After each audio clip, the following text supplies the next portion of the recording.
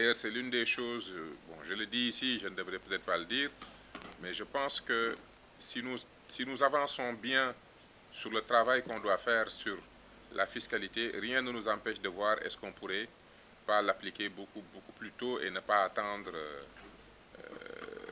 la grande réforme, ce qui permettrait quand même de faire certaines choses. C'est quelque chose que j'entrevois de plus en plus, mais tout dépendra de la qualité du travail qui sera fait et qui sera soumis à l'autorité.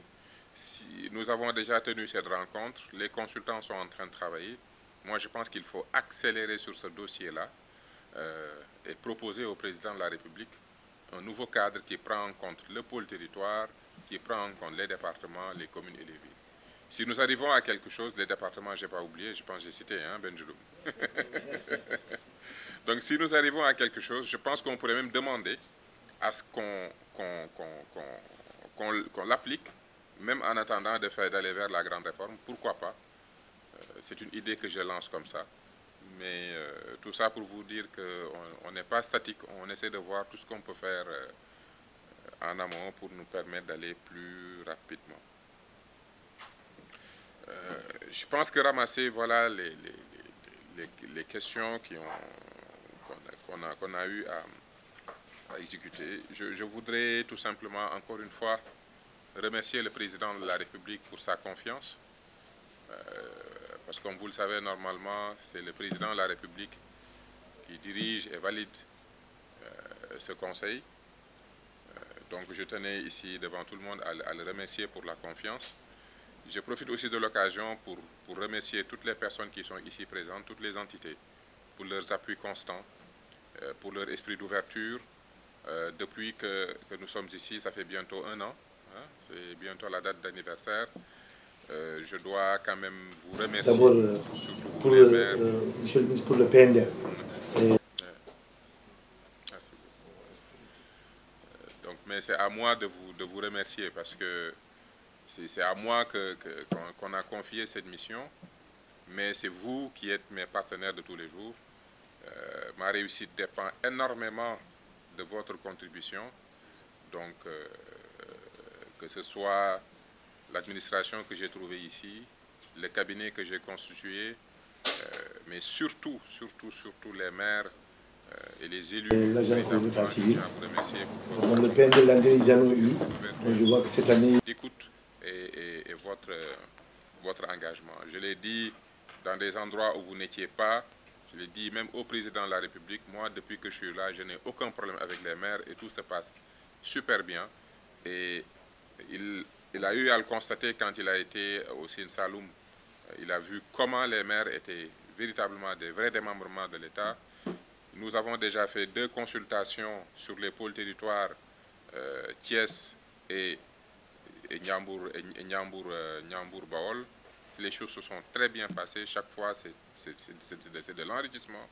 Et on a le sentiment qu'au final de nos travaux, nous aurons des documents de qualité pour une mise en œuvre qui va permettre aux Sénégalais de continuer d'avoir de l'espoir dans cette mission qu'ils nous ont confiée.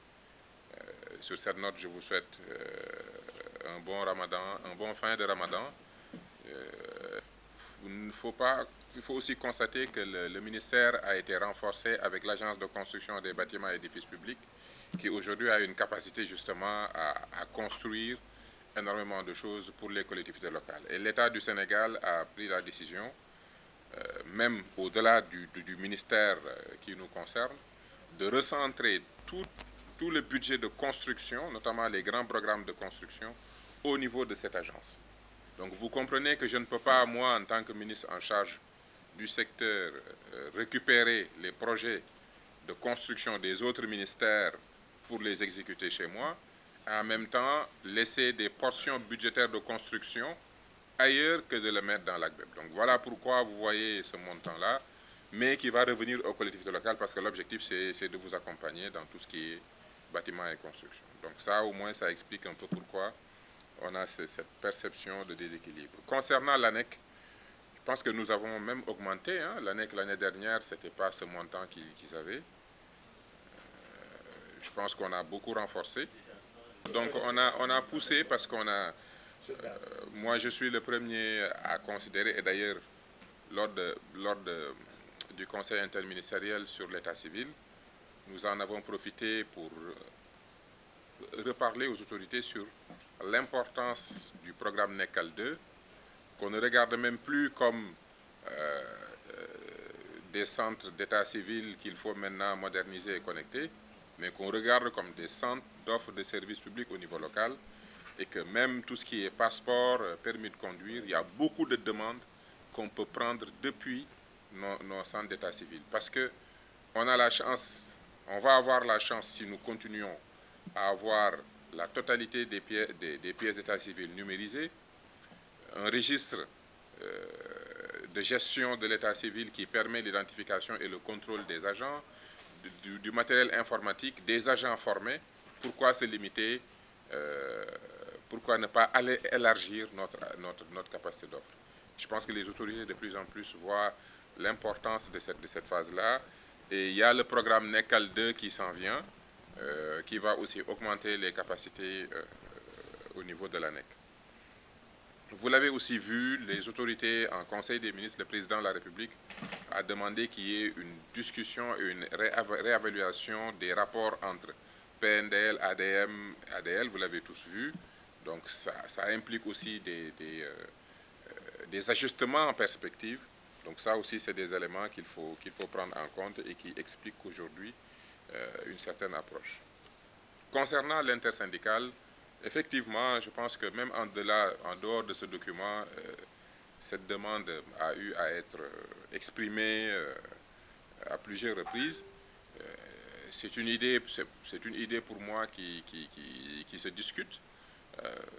Ce qu'il faut aussi reconnaître, c'est que nous avons pris en compte, à travers le centre de formation, quand même d'une dotation assez importante pour la formation. Je pense que c'est ça qui intéresse le plus les municipalités. Et dans l'accord que nous avons, dans le préaccord qui n'est pas encore validé, mais le préaccord qu'on a trouvé pour véritablement mettre fin à cette grève, l'objectif c'est aussi d'accompagner toutes les collectivités locales qui ont fait montre de rigueur dans le plan qu'on avait décidé pour pouvoir aller vers une véritable fonction publique locale. Il y a même un montant qui a été réservé. Je pense qu'il y aura une rencontre qu'il y aura entre nous. Dès qu'on aura validé cela, il y a un montant qui a été réservé justement pour prendre en charge cette situation-là et permettre qu'on puisse avoir un plan et sortir de cette situation. Donc c'est pour ça que depuis que j'ai rencontré les maires et qu'on a discuté sur la gestion de cette grève, on attendait de valider les fonds de dotation pour maintenant pouvoir vous dire voilà ce qu'on a pu avoir comme solution, et je pense qu'il y aura assez d'éléments pour que nous puissions avancer ensemble. Avec l'arrivée du nouveau directeur en charge de la fonction publique locale aussi, nous allons même aller vers des concertations, deux grandes concertations sur cette question-là spécialement. Je ne reviendrai pas sur la question entre réel et ADM. Je pense que l'approche pour moi, c'est de renforcer toute dynamique positive que je trouve, et c'est ça qui explique le fait qu'on n'a pas trop insisté là-dessus. J'ai pris bonne note concernant M. Badji Omaro, concernant les modifications qu'on devrait apporter pour faciliter rapidement la prise en charge. Je pense même que